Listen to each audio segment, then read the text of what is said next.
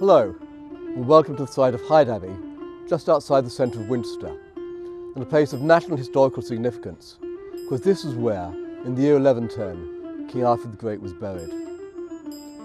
My name is Edward Fennell, and I belong to a community organisation called Hyde 900.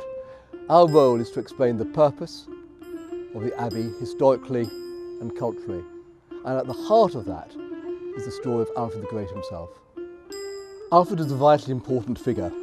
He saved his kingdom of Wessex from the invading Vikings and had the vision of a united England, a vision which was made real by his grandson, King Athelstan.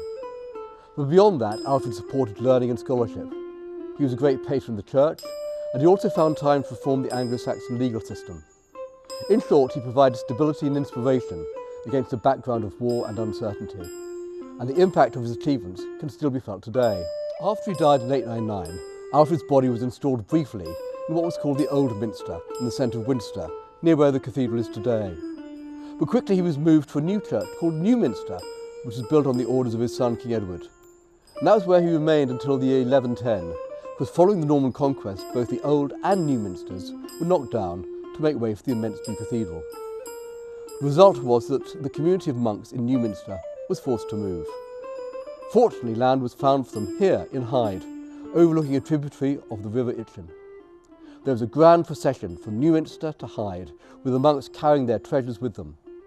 Amongst these treasures were the remains of Alfred, his son Edward, and his wife Alwitha, to be laid before the Hyde altar, just down the road here.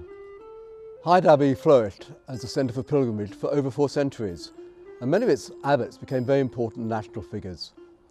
But in the 1530s, the abbey, like so many monasteries around this country, was destroyed as part of the reforms of Henry VIII.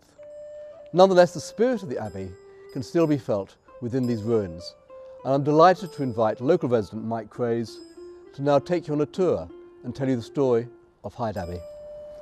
Thanks, Edward, and welcome to this 10-minute tour of the Abbey site, in which we'll discover what remains of the Abbey today, and also find out what happened to the site in later years, not forgetting, of course, the somewhat enduring mystery of what happened to Alfred, Edward and Ealhswitha.